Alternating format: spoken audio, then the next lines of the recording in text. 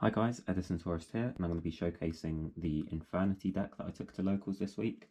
Seems like a really interesting deck. It has a ton of extenders, a ton of sort of advantage gaming, so let's get straight into it. I played 3 Infernity Archfiend. If you draw this with no card in your hand, you can special summon it. Every time it's special summoned in any way, if you have no cards in your hand, you can search for an Infernity card. There's not many in the format, there are 6 of them. 3 of them are not very good. The other 2 that are good are, well, first of all, Infernity Necromancer. So I played 2 Necromancer, and then Dwarf has some applications, but I didn't choose to play it. Necromancer, if you have no cards in your hand, lets you special summon an Infernity from your graveyard, except itself once per turn. So your Necromancer brings back your Archfiend searches for either another Necromancer or another Archfiend, which you can summon and go from there. That is it for the Infernity lineup. I played 3 Armageddon Knight. This puts Archfiend in your graveyard and it puts Plague Spreader Zombie in your graveyard, and those are pretty much essential to this deck popping off. I played 1 Dark Grepher. It's a way to get out of monster heavy hands when you have Rota in hand. The monster heavier lists of Infernity play more than 1 Dark Grepher, or they will play more Greffers than Armageddon Knights. You might see like a 2-1 or a 2-2 ratio of this. I am actually only playing 11 monsters, so 3-1 is fine here. Finally, I'm playing Sangan and Plague Spreader Zombie. So Sangan can get you to Plague, it can get you to Armageddon Knight or Necromancer. Plague Spreader is the most important card in the deck. This deck does nothing without Plague Spreader. But what's interesting about Plague Spreader in this deck is you are so heavily focused on reusing Plague Spreader that you play cards that let you bring it back from the graveyard, from the banish, from anywhere. So you're not inherently as weak to DD Crow, because for example, this might get DD Crowed and you can escape from the Dark Dimension it back, or so on. This deck wins when it can use Plague Spreader 6 times in a game, and this deck loses when you banish your Plague Spreader and don't see anything to bring it back from the banish. That is it for the monster lineup. On to the spells. I play 2 Gold Sarcophagus. This has 2 roles. It's either a combo piece in that you can banish something and summon it back, or it searches return from the different dimension if you have everything you need already. If you're looking at a hand of like Armageddon Knight, Limit Reverse, Infernity Archfiend and some back row, then you can just grab the return here and that's fine. I played a very sort of standard trap lineup otherwise, or spell lineup, sorry. I played Allure, I played Foolish, I played Brain Control, I played Rota and Mystical Space Typhoon. This is all very standard. And then with the amount of continuous traps that I play in this deck, some people opt for Magic Planter. I opted for Giant Tree Nade to use them. So this lets you spin all of your sort of revival back row that like sits on the field once you synchro away with the monster, as well as kind of clearing the way for sort of some of your lines as well. Onto the trap lineup. I play 3 Escape from the Dark Dimension. This lets you bring a banished dark monster back. So you can bring back the Plague Spreader, Synchro with it, and then stack again for the Plague Spreader and graveyards. This gives you another 2 uses of Plague Spreader Zombie. I play Return, of course. And then I play 2 Limit Reverse and a copy of Call of the Haunted. So these get back Plague or Necromancer, or the Sangan to be fair. And this is revival for anything. So you've got so much revival.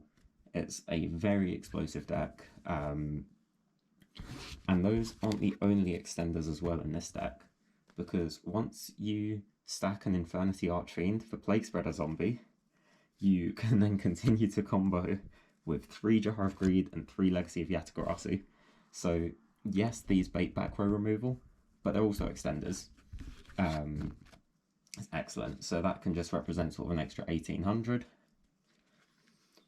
I play 3 Raigeki Break. These are a conversion for the search off of Infernity Archfiend, so you can grab another Archfiend, pitch it for Raigeki Break to break a Duke block, get something out of the way, deal with a threat, that sort of thing.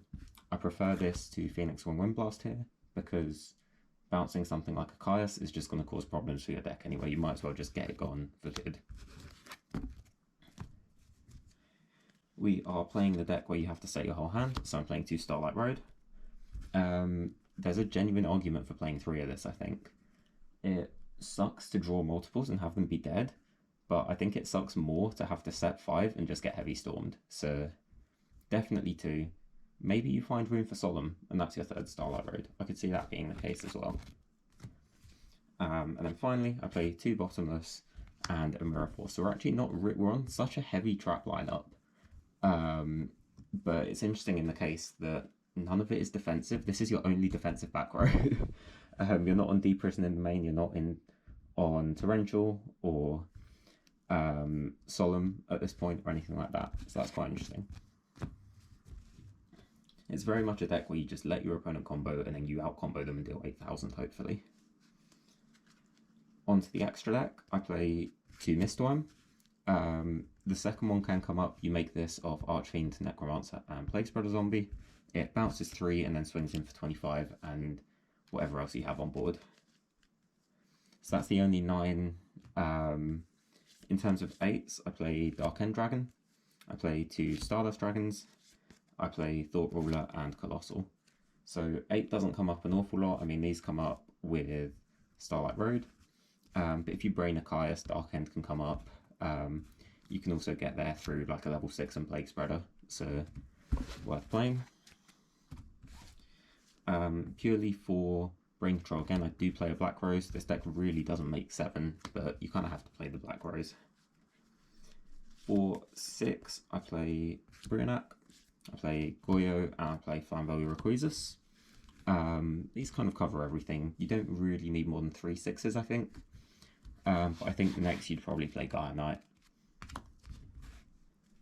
And then on to the 5s. So this is where this gets a bit interesting. I play Magical Android. I play 2 Catasta. And the reason I play 2 Catasta, I was testing something this because I was siding Gozen Match, and it gives you a dark that you can make with Plague Spreader and Necromancer. So against Gigavise, against a couple other decks in the format, I figured that Gozen is actually starting to look a bit better now. So I played 2 Catasta to facilitate that. And finally the Armory Arm. Finally onto the side deck. So this is very removal heavy. The monster lineup is super robust in the main deck. I didn't want to touch that.